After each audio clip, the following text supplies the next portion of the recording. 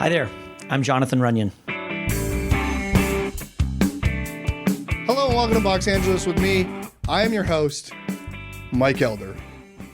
Holding for applause, holding, and thank you. Let's do some housekeeping really quick, you guys. Go to the YouTube channel, subscribe there. Go to Apple Podcasts, leave a rating and a review. That's it. That's the housekeeping. We've got a really fun episode this week. I was so excited about this episode. I could have talked to this guest for hours on end. It's actor Jonathan Runyon. Jonathan's been on shows like Modern Family, Mad Men, Once Upon a Time, The West Wing, NCIS. He's done a ton of commercials too, which is awesome. But the reason I wanted to talk to Jonathan is his day job.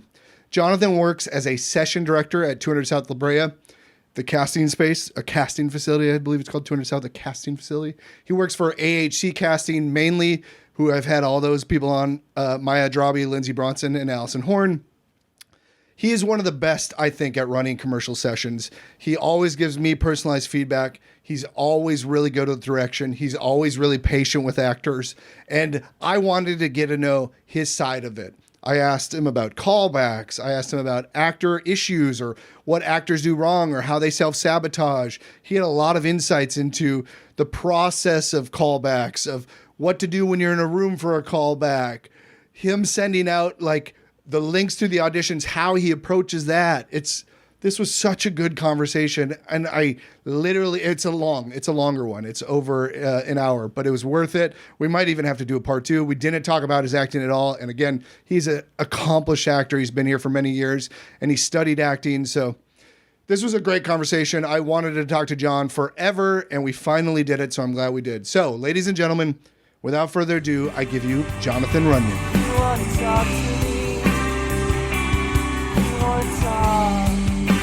Hi, John. Hey, Mike. Does anyone call you John? Is it just me? A lot of people call me John. Do you hate it? No. Okay, good. I don't mind it. I mean, my mom probably doesn't. I think my mom's always like, his name's Jonathan. There are actually people named John, you know. I love that you're a session director at 200 South La Brea. I love that I just had you slate your name. Yeah. No, It felt great for me. I'm a fan of... Because you make me slate all the time. I do, yeah. And I mean, as an actor myself, I have to slate my name all the time. I'm just like everybody else. I'm, trying to navigate through self-tapes and make my in-person appointments and stuff. It is a little bit easier because I work at 200 South. Like, for instance, yesterday, I ran a callback in Studio 9, and I had a callback in Studio 5 for myself. Fun. That's so fun. those days are the best because, like, you're still working, and then you literally are just, 25, 30 feet from your callback. How often does that happen? Does that happen more than we'd think, probably? It happens a decent amount. Yeah, because of the amount of time I'm at 200 South. Yeah. I mean, it's been slow recently, so anybody watching this that auditions commercially that felt like April and May were slow, or maybe even parts of this month, last month, June, it's definitely been slow, so if that gives anybody any reassurance. That's funny. I'm having the opposite problem. It's not slow. Really? Well, I'm still SAG eligible. And again, I hate saying that, but honestly, it's up to SAG to make me want to join, and they haven't made me want to join. And the majority of my auditions, especially commercially, obviously, are non-union, and I get so many of them every week. Why would I walk away from that? Yeah, I hear that from a lot of the students that take my class. AHC and Ross Lacey have a joint venture called The Commercial Class where we teach classes, and it's always taught by, session directors who are also actors. And there's, like 4 or 5 different types of things that we focus on. But I hear that from a lot of my students who are still non-union, who have like 1 SAG credit or 2, until you're a must join, I guess, you would take as many opportunities as you can. Because as far as I know, I've been a must join for a really long time, and they just haven't. No, really? Yeah. Well, it would take that next SAG booking, right? Like, well, I think I've booked a couple since then, but they haven't come at me. You're not recording this, are you? But I love seeing you here because you're commanding the room. Like, you're very professional in the best way, and you just have a good command of your rooms that you direct. Well, thank you. And so it's fun to see you sitting here in your nice button-up shirt. Outside of you, I want you to lay back, and I want to see the real Jonathan. Full disclosure, I asked my wife this morning. I was like, "What should I wear on this podcast?" Because I was like, "It's on YouTube, and it's a big deal." This is actually my very first. I've never been a guest on a podcast before. That's not true. I just looked this up. What You was that? did. I did Laurel and Laura. Yes. What's my frame? Yes, What's My Frame? That was right during the pandemic. That was like when we were all in lockdown. The reason I'm forgetting that is because it wasn't on Zoom? it wasn't in Yeah. person. It was very much Yeah, I we were hate doing remote. Zoom stuff. Wait, to that Yeah. point, what is your take on self-tapes, Mr. Session Director? Not only does it take your job away, but as an actor, I think most actors don't like them. Would you have Yeah. an opinion on self-tapes as an actor / session director? Yeah. We just started offering, by the way, a self-tape class because there's just such a demand. Oh, cool. That's smart. in the market for it. Just things that we see. Here's what a casting office looks for when we're reviewing your footage, and just some of the nuance type stuff. My opinion as a session director is definitely, and I'm sure. I mean, I don't want to speak for anybody, but I think other session directors feel this way. As a percentage of the audition pie, it's definitely eaten into our job. I don't think it's going anywhere. I think a lot of offices, not so much AHC, Ross Lacey, some others, they place a high priority on doing certain types of auditions in person, which is really great. But yeah, definitely as a session director, you're not working as much as you used to. It always ebbed and flowed, but the ebbs are longer now, it seems. So that's a bummer. As an actor, I don't mind self-tapes. I go through all the same challenges everybody else does. How am I going to get this full body? Like, how do I frame this? I don't have anyone to film me. No one's here. Where should I cut? All this kind of stuff. But I do think when an office sends out a self-tape, they actually are able to send it out to a lot more actors than an in-person thing. So in terms of, as an actor, getting an opportunity to get in front of an office maybe you haven't been in front of before or get yourself in, I think that's kind of cool. I think people sometimes think that self-tapes are faster. Like, I don't have to drive. I don't have to park. I don't have to whatever. But I think if you added up the time you're setting up your tripod, setting up your lighting, framing yourself up, cutting, obsessing over your performance, overthinking everything, I would argue that it's that it probably takes as long, if not longer. And then the real thing is that you don't have someone, like me in the room who has gotten, instruction from the casting director you're working for, who's gotten instruction from the ad agency and the director.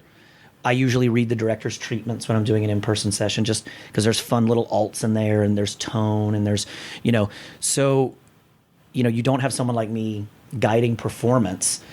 And when I've reviewed self-tapes for casting offices where, hey, John, can you watch these and, either add them to the link that we're going to submit or don't, you end up getting some wild stuff because it is kind of like people, if it's not in the instructions, people, submit some crazy stuff. Usually it's the same type of misstep. Like let's say it was an interview question that's fairly common. Someone will give an answer that's like 4 minutes long.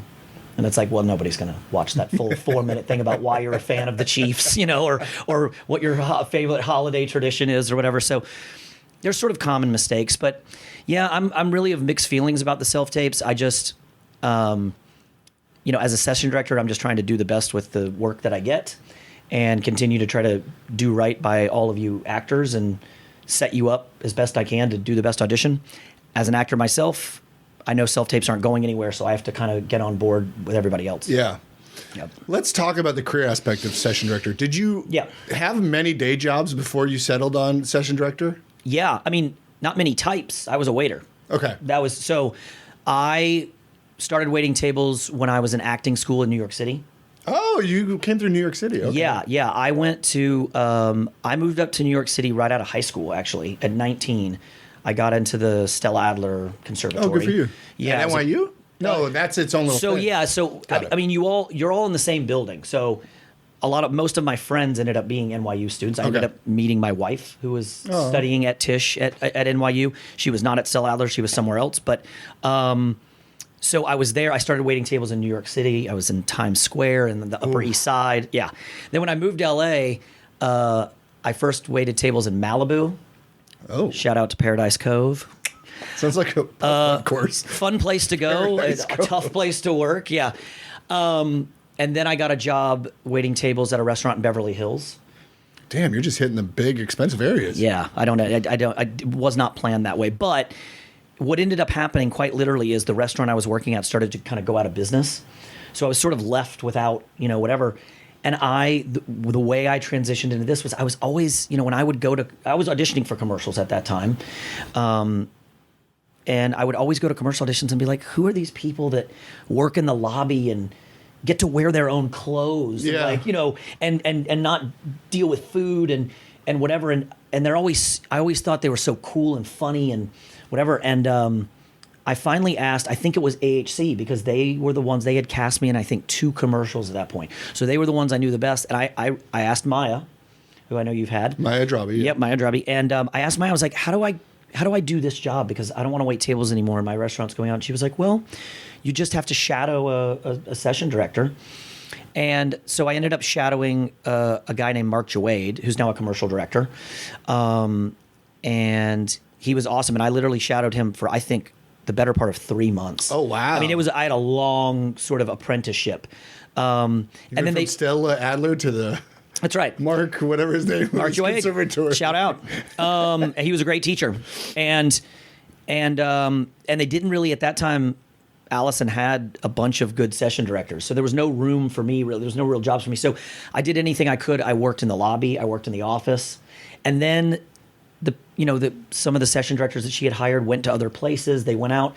And slowly they were like, okay, why don't you run this one? This one's easy. Why don't you run this one? This one's easy. Oh, cool. And from there, it just kind of, and ever since then, 11 years later. Yeah, that's been your day job. That has been my day job. So do you get paid per session, or do you have a retainer, or are you how does that work? You get paid per session. Okay. So, and do you have a standard rate, or is it like hourly? You do have a standard rate. You have an established rate. It's like everyone's kind of different. And again, I don't want to speak for any other session directors or whatever, but when you start out, it's obviously not the highest, and then when you've been doing it a number of years and you're someone, if you're some office's like number one call, you're their number one person, then you're probably making around what's sort of the industry cap, top. And that raises a little bit, not a ton over time, but it does raise. So, when I first started out, I was like, oh my gosh, this is great, because it was more than I would be making at a day of waiting tables. And, yeah. And then when it started to get consistent, it was really good. But no, most session directors are, I believe, like we're kind of independent contractors. You're invoicing every, right. Every job. But it's per session. Week. So it behooves you to get through faster. What? It behooves you to get through faster theoretically because you're... Oh, you mean get through the session faster? Yeah. Yes. Yeah. Not to the detriment of the performance, but I'm just saying, like, there's not an overtime. Yeah, I mean, look, and you can only get through it so fast. It's scheduled where it's scheduled. But I did something today before I came here. I started seeing people at 9:30 in the morning. The last scheduled time was 11:45. I was done. Link was ready at 12:15. That's pretty much 30 minutes past when the last person is scheduled. That's sort of on time. Yeah. Yeah. But like if you were going really slow, you're not getting overtime, right? There's no... Right. Okay. No. You, so you get the same thing for running a first call or a callback. Oh, interesting. The only thing that's additional added onto that is when we run callbacks, after the ad agency and the director have made their selects, we have to edit and build the selects link so that they can present it to whatever client they're doing the spot for. So when you do editing, you invoice more for editing. Yeah. So in a year, can you pretty much, and at this point, I'm sure more so than 11 years ago, but can you pretty much gauge where you're going to be at by the end of the year? Like, are you turning down work because you're working too much, or are you taking everything you can get type of thing? So to answer your first question, yes, within the margin of error, I kind of know because the years have been fairly consistent. Right. That's the thing about commercials. Commercials are never going to go anywhere. Yeah, they need commercials till the end of the time. Yeah. Advertising's never going to go anywhere. Sorry. What form it takes, where, what the platform Spoken like somebody is. that was on Mad Men. Yeah. Oh, yeah. God, yeah. But yeah, it's fairly consistent. Now, there was a time where it's not as busy as it used to be for session directors. I think right, because of self-tapes. Yeah. Pretty much everybody because of self-tapes. So there used to be times where I could have easily worked 5 sessions a week for 4 weeks in a row, however many weeks in a row, and then occasionally be like, oh, there isn't anything on Thursday next week. That's crazy. That's kind of cool. And there were times when we were at our busiest where I would look ahead and go, I'm going to probably just black out Friday because it is a grinding, it can be a grinding job. You're on your feet. It's a lot of repetition. You're seeing, hundreds of people, different scripts all the time. You're directing, you're trying to be as creative as you can with every person or every group that comes in. So it can be grinding, but I used to maybe occasionally be like, you know what, I'm going to black out next Friday for myself just to kind of whatever. The last, I'd say 2 years, I don't think I've turned anything down that's come my way. No, because the breaks now are like built into the business. Sure. Like the lulls, like I was saying, the ebbs and flows are built in. So I'm like, if I'm slammed, last week I ran 4 sessions. That was great. This week I've done 2.5 so far. I don't know what's coming for the rest of the week. Well, that's what I was just going to say. You also don't know your schedule. No. Like further than maybe 2 days out or maybe a week at most. Yeah. No, when we get really cooking and busy, I'll get a text from Lindsay, who Lindsay Bronson, and if she knows we've got a lot of jobs coming in, she'll text me, booking you every day next week. Are you good? Sometimes I have kids, so sometimes you have kids. No, I do have kids, which means sometimes, yeah. I guess it's fair to say sometimes I have kids. But I have hard outs. Yeah. Sometimes I got to pick them up from school or camp or whatever the case may be. But no, if we're really busy, then you get booked further in advance. But if it's kind of like trickling in little by little, 1 job, 2 jobs, whatever. Sometimes you don't know until a day in advance, 2 days in advance. So this year, 7 months in, like what's your average days you work in a week? Good question. I've also thought about this. Average, I'd say 3. Okay. And that's enough to be quote unquote livable?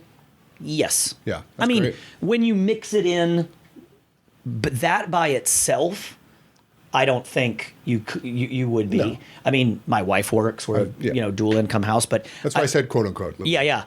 I think that by itself, but when you put that in the pie with, you have a commercial running, you did a little spot on a TV show, Yeah. So my question then, follow up to what you just said actually, is how do you make this work with acting? Because I do feel like I had the same day job for 10 years. It was like literally work from my desk here. I would just duck out, go to self-tapes and stuff. When you're running a session, you can't necessarily go to an audition necessarily. So has it been hard? Has just AHC just been so flexible, or have you missed work because of your day job? I have, on occasion, missed auditions, but I'd say over 11 years, I can count on one hand the number of times that's happened. I will tell you, pre-COVID, it used to be a lot more stressful and a lot harder because there were no self-tapes. Everything was in person. Yeah. And so, you're exactly right. I would be hired by AHC or whoever. I occasionally work for other casting directors, and then it's all about, you would have to get covers. So, not unlike waiting tables, bartending, someone would need to come in and cover your shift for an hour or 2 hours. And number one, the office you're working with has to be okay with that. Number two, you have to pay that person. Maybe you try to get a time frame from the office you have your appointment from, and this was when, a lot of the people who've been doing this a while will remember this. This is when there were so many offices in Santa Monica. Oh. So Allison's office used to be right on La Brea and like Santa Monica. It's Sycamore there before we moved down to 200 South. Target, yeah. But I mean, the amount of times you'd have to race out to Ocean Park or go to Dan Bell, in Glendale. So it used to be a lot more stressful. I think with the advent of self-tapes, it's gotten a little bit easier. And also, I will say the professionalism, what do I want to call it? The sort of the camaraderie of people who run session who are also actors. We try to be really good with each other. Yeah. Like, instead of calling your agent and telling them you need a time frame or whatever, why don't I know that I find out that, my buddy Dave Wilder's running that session. Why don't I just text Dave and say, Dave, I'm coming in for the dad. Can I come in at 2:15? Hey, can I make it by 5 p.m.? And we work it out that way. Cool. And that's a very cool bonus of the job. That's very for cool. sure. Because there's a lot of you are really great, and I'm sure you guys have a tight group. Do you technically have is there a guild or anything for session directors? There's not. Is there a club? There's not a club. There's a Facebook group. Yeah. There's a Facebook group. There's not a WhatsApp conversation? If there is, you're not in it? I'm not in it. You mentioned you mostly work for AHC. Yes. So is that by choice, or are they paying you more to only work with them, or make them your number one? Or they kind of, I don't know. I think every office might do it differently, but no, it is by choice. It's you are. And people who work for a lot more offices than I do, I'm a very undiversified session director in the sense that there's a lot of us that do this job that work for 4 or 5 different offices. I work for primarily one, and then there are maybe 2 or 3 that when we're slow, I occasionally get to work for. And I love that. I like the change of scenery. I like, different offices. It's great. But no, I mean, I think when an office has confidence in you and you're their first call if a session comes up, I think it used to be called what was it? Oh, I'm blanking on what they used to call it, but it was basically you as a session director kind of promised to check in with that main office before you accepted any other work. I can't believe I'm blanking on what it was called, but anyway, exclusive or something. Yeah, exactly. You have to check in. So conflicts. So it's a great thing to be an office's number one call. There's a lot of confidence there because, you're on the front lines of what they're turning into the people who hire them. Yeah, but the reason I ask is if you're only working 3 days a week, you don't want to work that 4th and 5th day more consistently? No, I would. No, I definitely would. But again, life, kids, podcasts, different podcasts. Oh, so many podcasts. I do. But no, I mean, there are just times where, you can't do it. Or, if you do have an audition that comes up, let's say, and you get a couple days notice and it's immovable and it's something you really want to go in on, and I get a text that says, hey, John, can you need you to run a session on Friday? You'd have to turn that down. Yeah. Or this happens sometimes. I will get called back for something for a callback I was supposed to run. Now, on occasion, I've both run the callback and then done that weird thing of being my turn. You know what I mean? And we stopped doing that. I think we all kind of agreed, me, Maya, Allie, Lindsay. It's not fun for the directors in the ad agency. It's not fun for you. It's awkward kind of for everybody. Occasionally it's no big deal because everyone's so friendly or whatever, but I try to avoid that. So there are often times where I was scheduled to run a callback. Oh, but you got called back. And I will, sacrifice the session fee for a chance to just be an actor that day, come in, do my thing, and try to book that commercial. Yeah. And I also want to say, and I don't know, maybe this was going to be one of your questions, because sometimes I'll run a session for something, right? And I'll see you. You'll come in and, whatever. And then I will also, Allie or Maya or whoever will also ask me to audition for it. Ross, Lacey, somebody like that. So I'll turn in a first call, of myself, and then I get called back and I have to go to the callback. So I think maybe sometimes there's maybe a perception that I come in and put myself in there and snake in there and kind of try to get the job. It's not true. I mean, I have to do a first call every time. I have to do a callback every time. And even if, for instance, it was directors you had worked with before or people you had run callbacks before a long time, even if you were the director's first choice and the agency's first choice, when they present to the client makes the ultimate decision. Yeah. So you being tight with them has no bearing on you necessarily booking it. Right, yeah. For sure.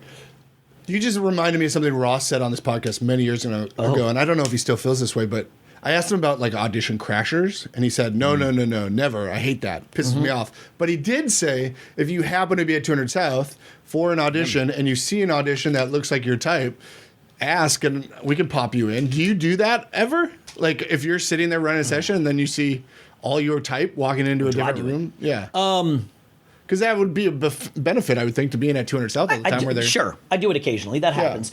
I mean, listen, being at 200 South, working at a place like that or any other casting facility that has multiple offices, yeah, there have been times I've seen people waiting, and I've been like, I'm kind of in that category, and I'll usually just ask whoever's running that session, hey, would you mind asking Ross if I could go in on this? Yeah. I do that occasionally. Yeah. That's cool. As a session director, I agree with Ross, though, in terms of crashing. I think always ask me, like, come up and, hey, man, I feel like I'm kind of right for this. Could I go in for whatever, Pizza Hut or whatever? And then and I'll be like, you know what? Let me check. And I'll just message, the ladies in the office and say, hey, so-and-so asked if they could go in. And the answer is yes or no or whatever, but at least you asked. You took your shot. Yeah. I'm not saying I would do it, no, by no, the way. This came up in the conversation because he said he hates when people do it. But what I don't like is don't sign in. Oh, yeah. And then kind of like be vague about, like, what time were you scheduled, Mike? I don't see you on here, buddy. I'm looking. And that happens a lot. I get a paper schedule in the morning, but that doesn't affect real-time changes for, 6-7 hour period. I'm like, oh, I don't... Dude, and I'll go into the system and refresh, and I don't see you in here. And then, occasionally people are like, yeah, but can I, still? And I'm like, dude, I took a couple of good minutes to, search for you in the system. Like, if you were just like, hey, man, any way I could get in on this, answer's going to be yes or no, but I'm not going to be like, oh, that's weird that you asked. Yeah. I get it. I like the hustle. I respect it. But the honesty needs to be. Yeah. Yeah. That's. I can appreciate that. Okay, let's talk about your session specifically. You kind of touched on this earlier. I think you do a really good job with this, and I think you're one of the best at this, if not the best. You're welcome. Thank you. You can pay me later. Yeah. I don't know what you're going to say at the end. You can best at what? I don't.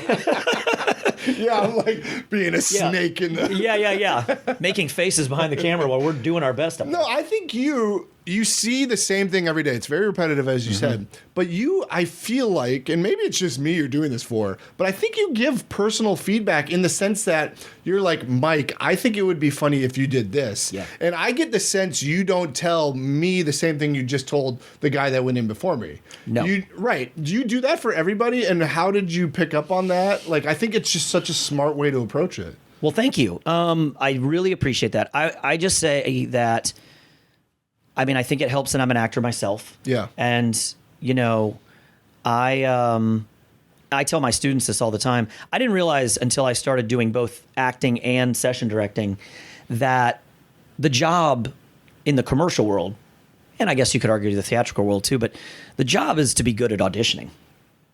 That's the job. Nobody has to take a class on how to shoot a commercial. By the time you book that thing, you've got a million people to tell you what to wear, where to stand. Oh, the script changed. Oh, here's your blocking. Just get a good night's sleep and go with the flow. Do what you did at your callback. Do what helped you book the job.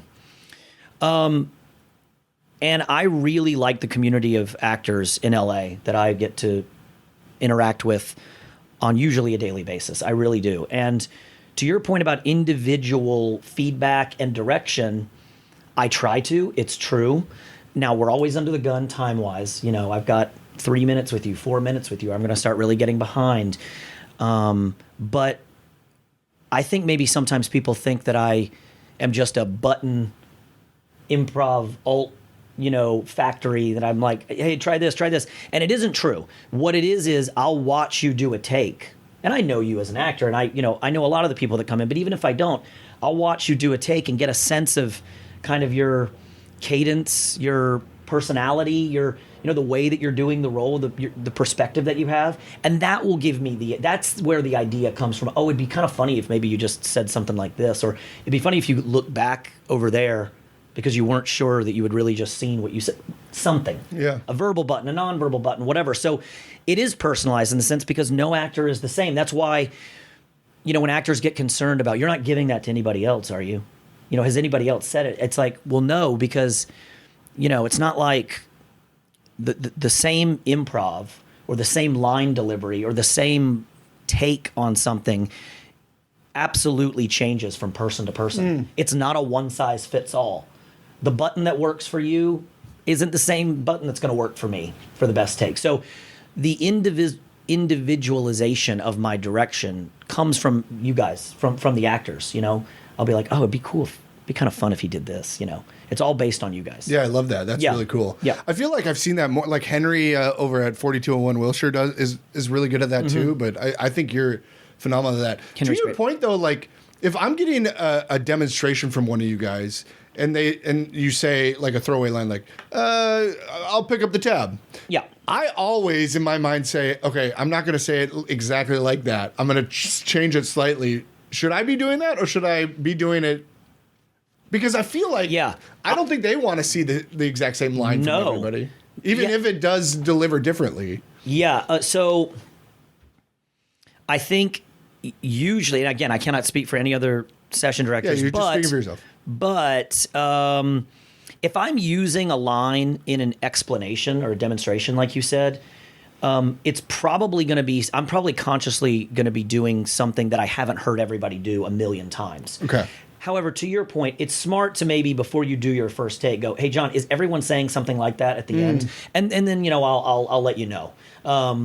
Yeah, I've heard that one a couple times, maybe try something else here. Yeah. So it's not wrong to think if we're using it in our explanations, which usually don't change over the day. They might if our bosses come in and say, hey, this is getting a little skewed this way or this way. We need to kind of bring it back in. Or we just got an email from the agency. They're really wanting a big reaction here. And so maybe the explanation changes slightly. But no, I don't. It doesn't help us at all to make the link better, which is what our job is, to turn in a really quality link at the end of the day. If everyone's doing the same improvs, everyone's putting the same buttons on things or having the same perspective on things. Yeah, variety, and diversity is what we want. What do you think like people that book have in common? Like what are they doing? Courtney Richards, yep. He books all the time. What's he doing? Books all the time. What are these people that they're killers. That one guy in that progressive ad with the mustache that keeps booking stuff. Like what are these guys Mike doing? Nelson? Probably, yeah. What are these guys doing? They know what they do. That's what they're doing. They know who they are. They know, not to get too acting school terminology-ish, but they know their instrument.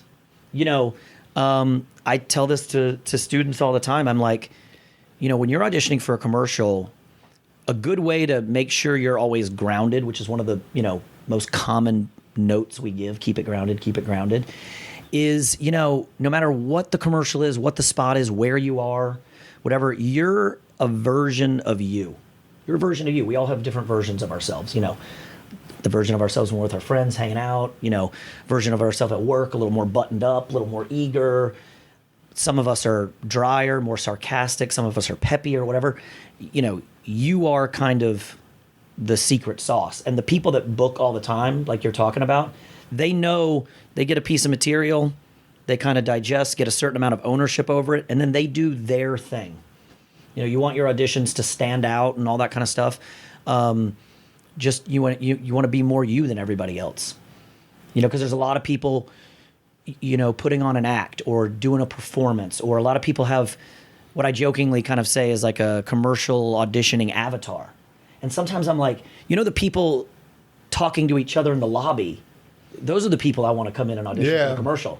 I don't want a big change when you pass through that doorway and, either dial it up or do anything, too extraneous, whatever. Those people, they really understand what their take is, what their sense of humor is, how their brain works. Yeah. That's what they're doing. So stand out by being you. What happens if you say you give the note be grounded a lot? What if you're just not naturally grounded like me? Yeah. I'm very animated. I got these big movements. I was a mascot in my past life, you know what I mean? Like I do hear that often when people are like, yeah, but I am animated. This is who I am. I talk loud. I don't modulate. I'm always at the same level. Well, it helps here, right? I know. It helps in a lot of cases. Podcast mic. Yeah. Then if that's truly really who you are, and you're a little bit more gregarious and all this kind of stuff, then when we watch the take, it will be grounded. I'll believe it, because you're being you. You're being a version of you, and so it might seem big or whatever, or I might even give like a a real result oriented direction. Like that was great. Just less volume, just a little bit lower on the voice, and that could be the trick right there. But I'm never trying to kind of cut someone off at the knees, or neuter anyone's personality or whatever. Certain aspects of our personality work for certain auditions. It depends on what the script is, what the what the job is. But yeah, you're the way you perceive it, you being large and big personality, it will work. Yeah, it will work for auditions. Yeah. Yeah. How much at one time or another? Somebody told me, and I don't remember who.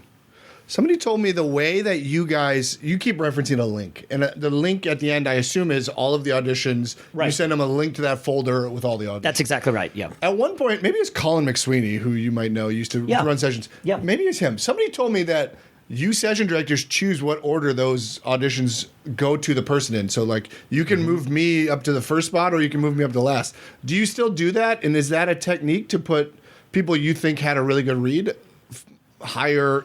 Yeah. More in the forefront? So the first answer is yes, that's true. Okay. We have that ability. It really depends on what casting director you're working for. Some casting directors want to rearrange and reorder and be very specific in that way. Others are kind of more hands-off. They're just, here's what it is. So it does depend on who you're working for. But no, we certainly have the ability to...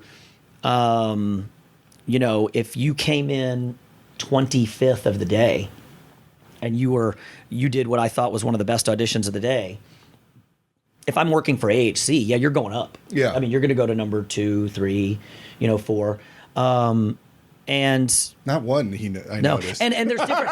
Yeah. No, wow. Well, no, because there's a strategy there. You might not want to be first because it's like, think about it. The director, the addy, wherever they're watching it at home on a laptop, they're just sitting down to start watching it. They might not even know how we're running it, Wait, that link goes directly to the director? It doesn't go. I thought it went to the casting director. They filtered.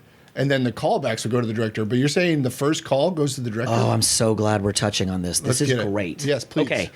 So once you've gotten a first call audition from a casting office, from a commercial casting office, that office has basically done all they can do for you. Oh, wow. So there you go. Okay. You might want to move this up in the podcast. Really, I mean, with I think with very rare exception, with very rare exception, I think the entities that are calling you back are the director and the ad agency. So you're right that the casting office filters. Okay. Yep. If we felt like and again, we want quality throughout the link. So let's just say, for the example, it was the same scene all day. Yeah. I didn't change scenes, so it's the same scene all day. You don't want to front load your link with you don't want the first 10 people to be awesome and then have 20 more that what varying degrees of okay or whatever. But why wouldn't you want that? Because let's be honest, are they going to watch all of them? I mean, I don't know. I've never been with a director or ad agency. I've never physically been in their presence when they've watched. Right. So to me, I don't know. Yeah. I see both sides. Okay, sorry. But I mean, and again, it's all about what your boss says. If your boss wants you to front load that link with all the best people, then great. If they want you to spread it out, then great. You kind of do what you also have the ability, if someone came in and really just didn't get it for whatever reason, you hide them. You don't have them on the link. So and again, that sounds mean. Again, as an actor, you'll never know if that happens. Right. So that's kind of nice. Well, I know I can think of one time when it happened to me.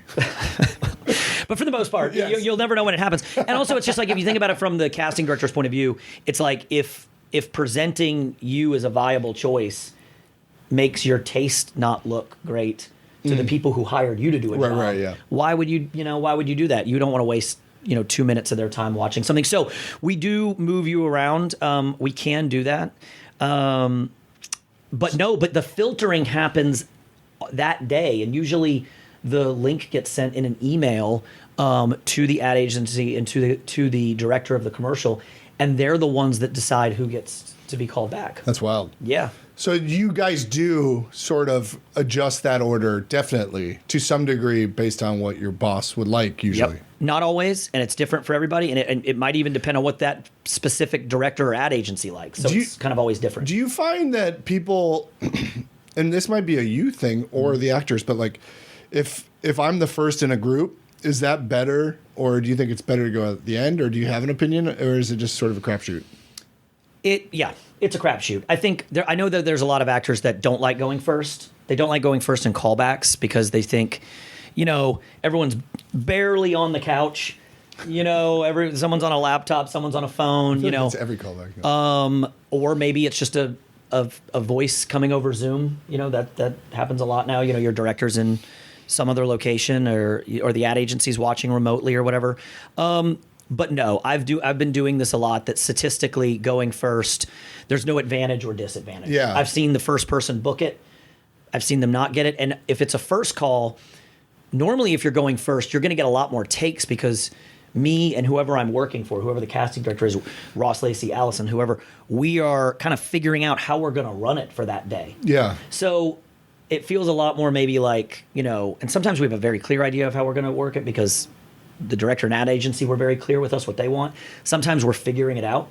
So, but most of the time it's kind of seeing what works and what doesn't. So you get a lot more takes first group. Yeah. I would just say if you get a 10 a.m.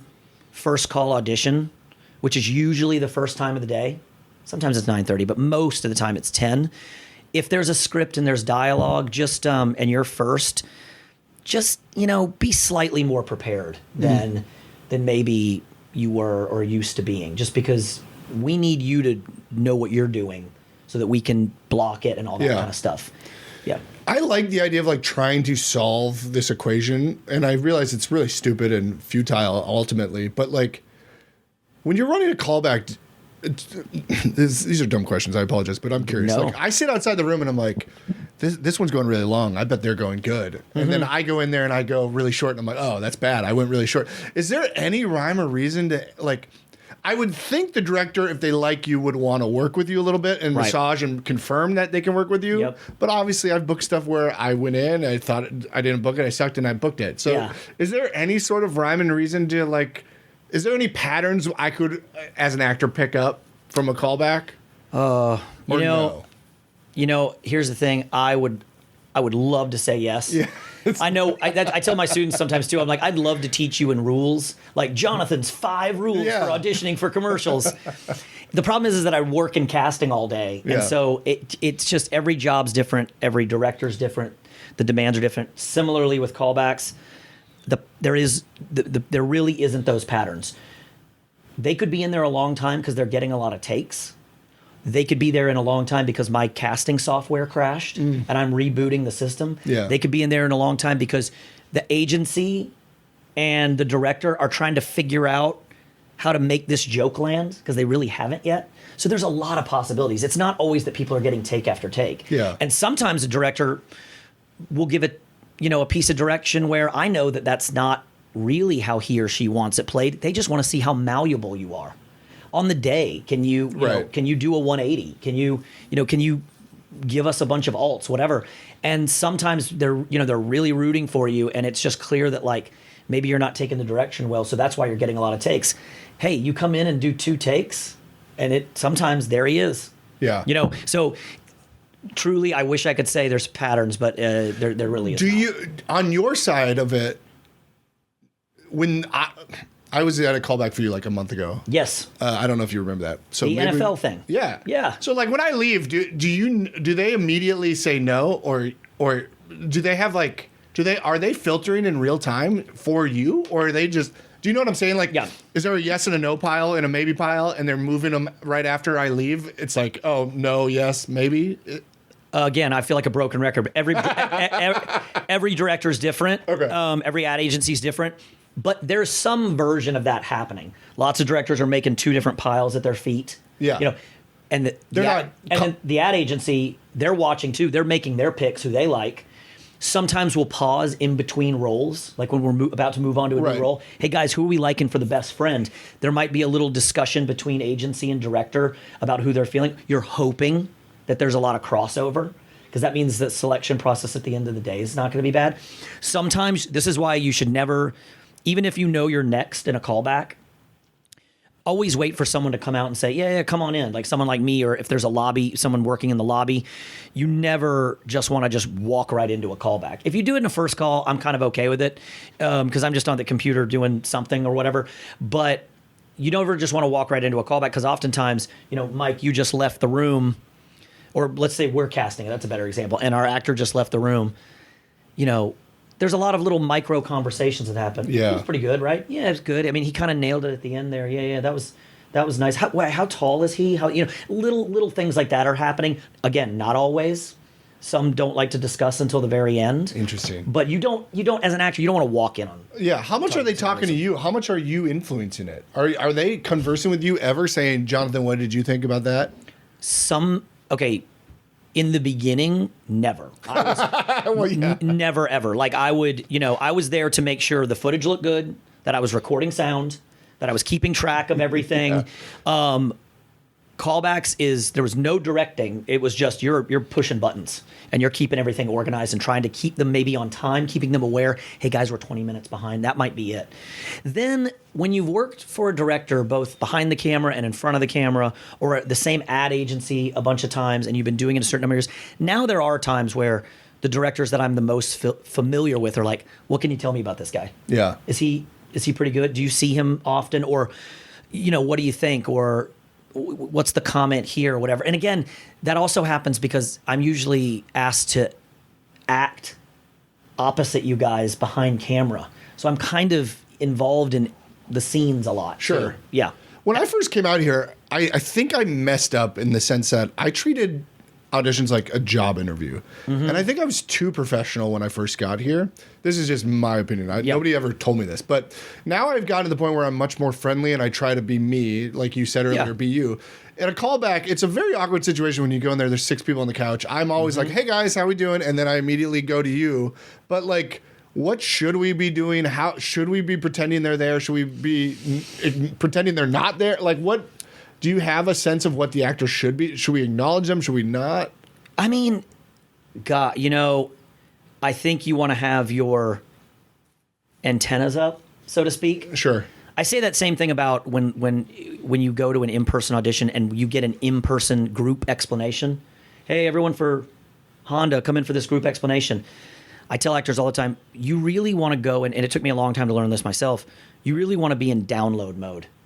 And I know actors aren't meaning to not listen to pieces of instruction I'm giving you. Wild to me.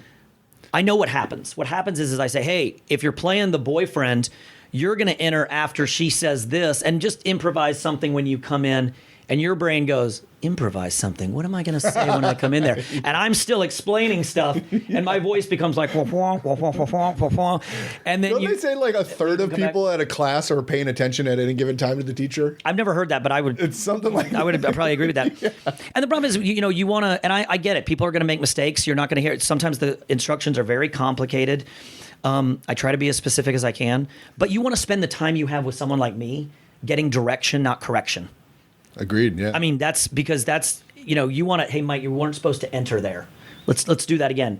Not that you want like, hey, Mike, this time just like look over at her one more time. Yeah, that'll be really funny. That's what you want.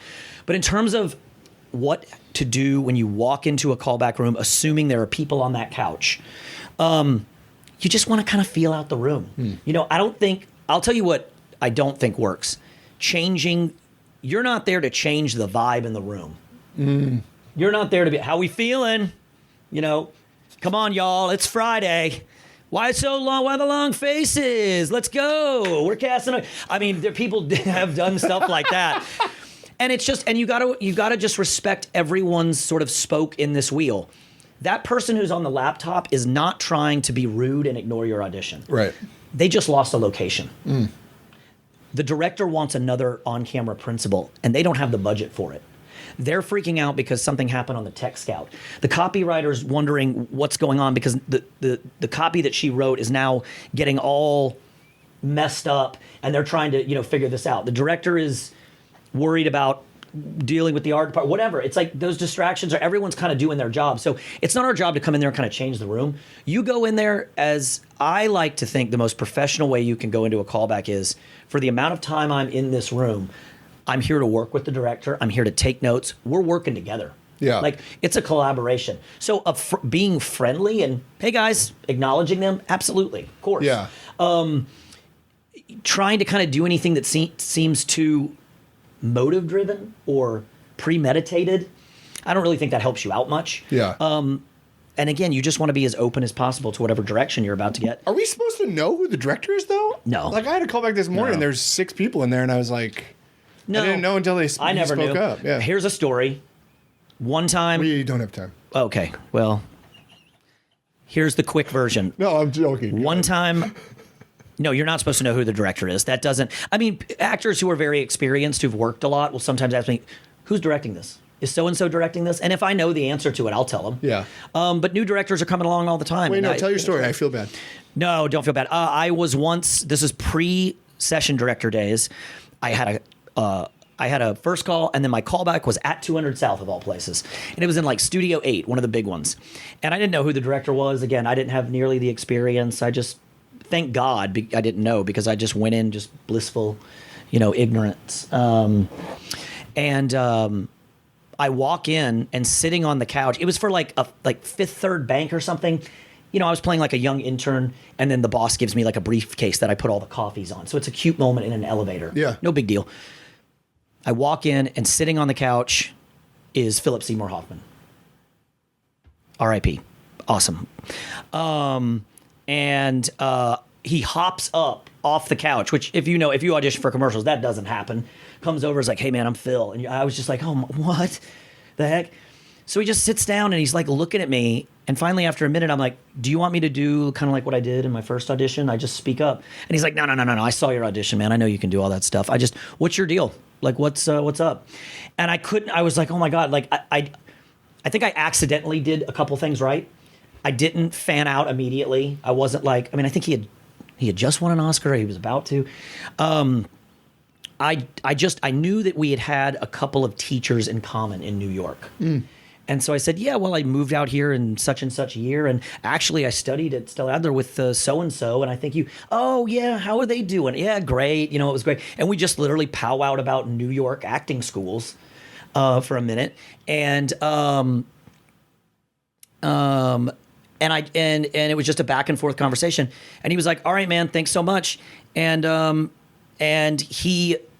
I left, and I was just like, my ears were ringing. I was just like, I cannot believe what just happened. I never even did a take of the audition. He was directing it? Yes, he was directing the commercial. Wild. I never even did a take. And I got in my car, and I was driving up La Brea, and I got to like La Brea and like Melrose or something, and my agent called, and they were like, "You got it." That's amazing. So I think he just made that decision really quick. What was it? I don't know if I'm getting this right. Fifth Third Bank. Oh, it was a bank. Yeah. It was a bank commercial. So very cool. We just had this kind of back and forth. So no, knowing who the director is, unless you've worked with them before, and you know that might inform like the tone. Yeah.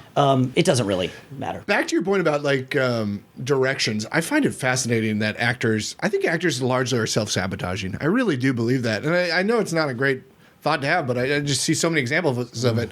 I think the fact that actors sit in waiting rooms and just stare at their phone when you could be thinking of buttons, you could be doing so much stuff, you could be talking to who you're going in with.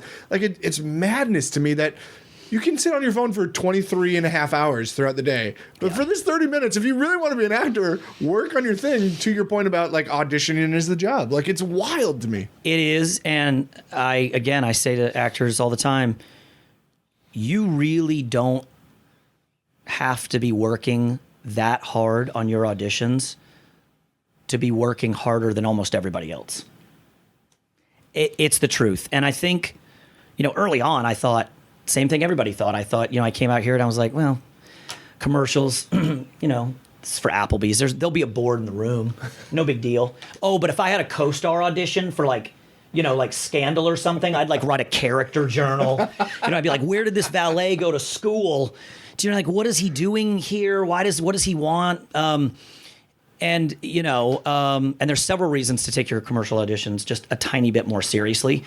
A fact of life one is just money. I mean, anybody who's doing theatrical jobs right now for any of the streaming services or anything like that, the money's tough. It's not that great. Yeah. And commercials still, even with all the contracts and different things like that and usages and stuff, it's still pretty good, and can help stay afloat in a tough city. But no, I just think a little bit more ownership over copy, meaning like have it a little bit more embedded. Don't always rely on the board. Sometimes you have to. We're not crazy in casting. If it's pharmaceutical copy or financial copy, I'm not going to be like, why can't you do this all to camera on your very first audition? However, I'm surprised by this all the time. When people get called back and they know the eye line is like the camera and that they have dialogue, they're still ping-ponging their eyes back to the board and kind of reading off the board. I'm like, oh, well, but I mean, you knew you were going to get called back. You knew you're really getting closer to getting this job. And I just say to people, yes, you can use the board. You can do those little tricks. I know a lot of them. We do it with self-tapes and stuff. And again, sometimes we have to. I'm not saying we should be memorized all the time. But just know that there are going to be a good number of actors that are going to come into that room, look dead into the camera. Yeah. And you're going to believe every word out of their mouth. Yeah. And that's your competition. So it's totally up to you. You just touched on my biggest pet peeve with auditions is when they give us the copy and then they say read to the board. I hate that because I make it a point to get off. And then when I find I also have really bad eyes. I've always all my life had really bad eyes.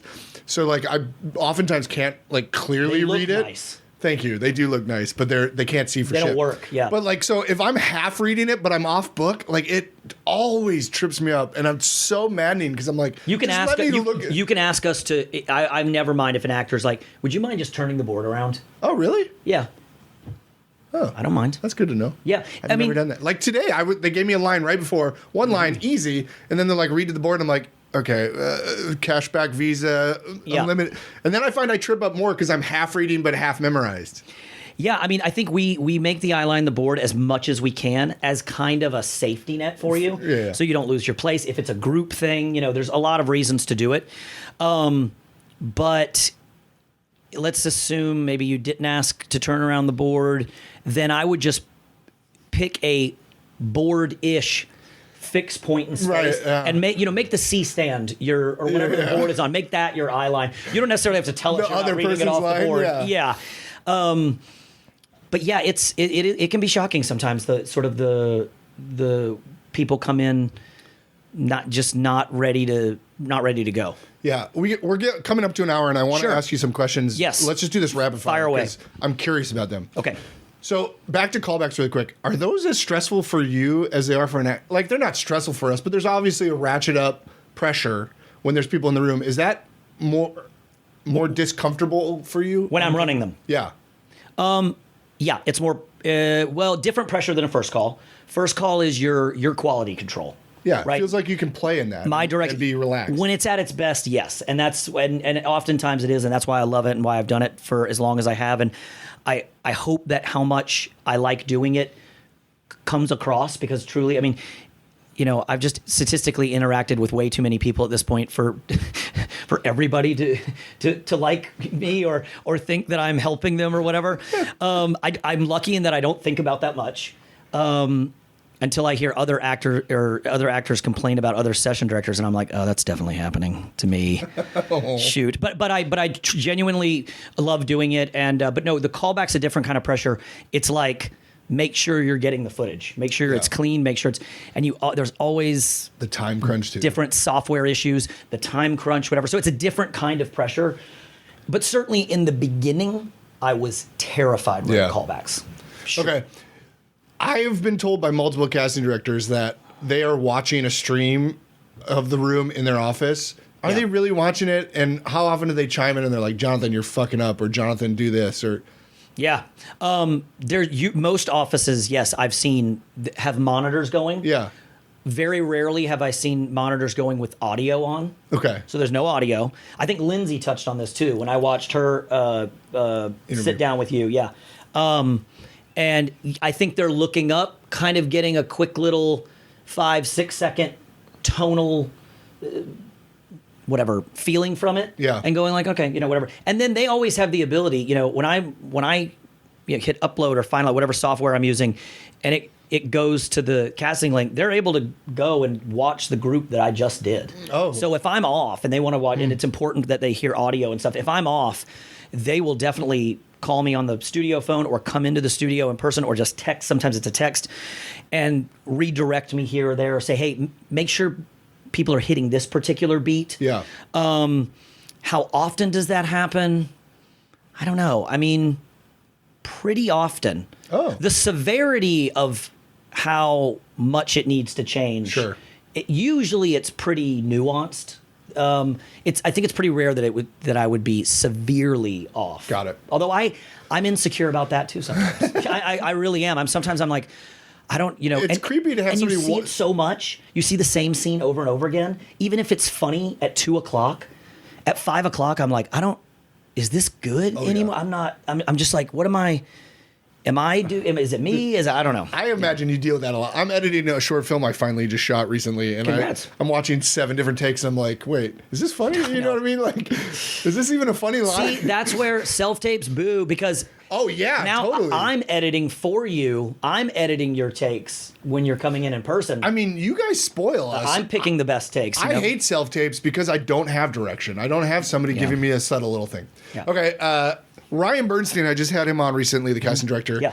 And when I was coming out to LA 13 years ago, whatever, everyone said the goal is an avail. You did everything you can to get to an avail. Yeah. He said now, in his opinion, the callback is the goal, and at that point you did everything. Would you agree with him on that, or do you have a thought on that? Yeah, I tell. To your point earlier about like the director and the ad agency is picking from the first call, which I didn't even realize. Yeah.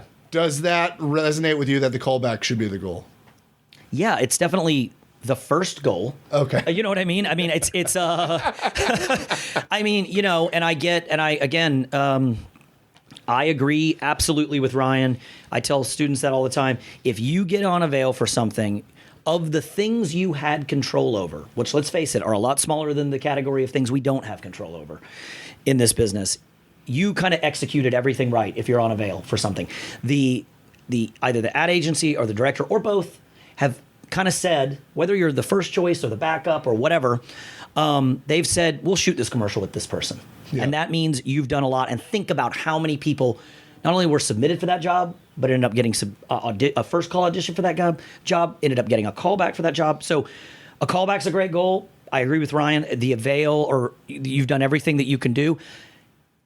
The thing about getting called back is, the other thing to think about when you're auditioning commercially is, yes, you're auditioning for Pizza Hut that day, but really you're auditioning for The Office. That's how I feel. And that's why callbacks are the goal, because someone will say, I'll hear them say in the office all the time when they're prepping a new job, which means giving people, building a schedule for a new job. Who was that guy who got called back for McDonald's? We thought he was so funny, and that we thought they were crazy for not picking him. Who was that? Mike. Yeah. He would be great for Adidas. Let's bring him in for Adidas. And that is kind of how you can make an office a fan of yours. Yeah, that's been my barometers as a repeat customer. Like, yeah. I for the longest time I was getting callbacks. I think I only had a handful last year. In the last 2-3 weeks, I've had a ton. Nice. So I don't know what's up with that, but like, yeah, if Allison Horn brings me in and then brings me in a week later, I'm like, that's good. A repeat customer, in my opinion, is better, or is a good goal. Yeah, it means they like your stuff. Yeah. That's the other thing. If you get an audition for a commercial, whether it's in person or a self-tape, I really would encourage people to waste zero time thinking of, I'm not really right for this. Because they looked at your picture, they might know you from past auditions, or maybe they've booked you on something.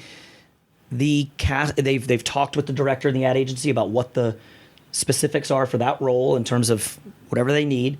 And they gave you a much coveted time slot. Yeah. They think you're right for it. Don't worry about thinking you're not right for it. Yeah. How are we going to get people at 200 South to realize there's a board in the middle with all the rooms? Can you guys put like a giant arrow, please? I don't know, man. I don't know what I got to do. I was just at a division this morning, and it was happening at a division, and I was next to a bunch of the people the session directors, and they're like, it's right there. How do people not see this? I mean, the amount of people... That's my pet peeve at 200 South. Yeah, the amount of people that will come up and start signing in for like a job I'm running, and they're clearly not the spec for what I'm seeing that day. And I'm like, hey, I'm sorry, I don't think you're auditioning for this. They're like, no, and the certainty that they have. Yeah. No, I am. No, I'm definitely. I'm like, you might want to check your phone again. You got to put like a neon sign that points to that wall or something. And none of us do that. That's all the credit for the chalkboard art and direction goes to the good people that work at 200 South. And people actually work at 200 South? Yeah, there's like behind, where all the casting director offices are. There's a couple of desks, and there's people that, like there's a studio manager, and there are people that, interesting. Make sure the equipment's good. And we need to tell them to stocked. get a neon sign. Yeah, maybe we do. Like a beer here sign so people go there. I'll ask Ross. That's a great idea. All right, last question I like to ask is who took a chance on you? This could be session or actor. We didn't talk at all about your acting. Jonathan's a very talented actor. You've seen him in a ton of commercials. No. But sorry, I needed to geek out on the session director. No, that you needed to mine for information. That's what I'm. Yes. Yeah. We don't need to talk credits. That's silly. Who took a chance on me? That's a great question. Man, what a curve. I mean, well, in one sense, AHC, Allison, being number one. And then by extension, Maya and Lindsay definitely took a chance on me doing the job I'm in now, which is, great. So that was definitely taking a chance on me. And then I had done one theatrical job, and the casting director, I won't say, but the casting director, my very second job in Los Angeles was I was on like I think I was on the second to the last episode of West Wing. That's aging me so badly. But yeah, they had to have taken a chance on me because I think they even had to Taft-Hartley me into the union, and I had one credit. Wait, you're not going to say who the casting director is? Or you don't remember? Or both? You know what it is, Mike? I'm like 60% sure I remember, but I don't want to get it wrong. Okay, that's fair. Okay. But we can all look it up. They had to have taken a chance on me for sure. Yeah. Wait, real quick, last question. My wife. Sorry. Yeah. Definitely your wife took a chance, clearly. How often are you surprised by who booked something? A lot. A lot? A lot. You have like favorites, and then you're like, whoa, they went that way. I've got internal favorites, and That's funny to me. We'll talk about why did they pick this person? I don't know. And again, it's the creative business. It's totally subjective. It's who, whatever. And again, I've thought certain casting choices were weird, and then I've seen the actual spot on TV and been like, oh, that was pretty great. Well, that's what I was just thinking about. When I see a commercial I auditioned for, I'm like, oh, interesting. And it's got to be a similar vibe for you where you've worked on these, and they're like, oh, interesting. And it's always because we always joke about it. So the hoops we make you guys jump through in auditions is always and necessarily much larger than what you actually see on the spot. We'll obsess over a beat, and then we watch the edit, and it's just you going. That's it. That was it. And I had you improv. I had a whole family with you or whatever. But no, that happens sometimes where I'm like, what is that choice? But that's why you do it. Everyone's got their opinions. Yeah. But ultimately, the client is the one paying everybody, so they're the ones that get to make the final decisions on all that. Yeah. Jonathan, this is great. I could honestly talk to you for another 45 hours because I feel like, dude, I could. You're a treasure trove of resource. Well, thank you so much. I really appreciate you asking me to be here, and I'm a fan. I did my homework. I watched a lot of your episodes, and I know a lot of the people that you've had on. And admire them so much. You've had some phenomenal guests. I've been getting approached at audition. This morning I got approached, and a nice little lady came up to me. He's like, hey, Box Angeles, I'm a fan. I'm like, oh my God. Having me on is a good way to stay under the radar. I don't know. Yeah. Literally, my trivia team name is boxangeles.com. Mm-hmm. And last night we were talking about how people come on and then they get a bump. Like I was saying how I interviewed the director of the Fantastic Four. Mm-hmm. And they're like, when? And I was like, years ago. Yeah. But like, I have people on, and then like 4 years later, they do big stuff. So, dude, well, I can't wait for your. Next time you ask, I won't be available. That's funny. All right, you got a tail slate, John. Hi guys, I'm Jonathan Runyon. Great, buddy.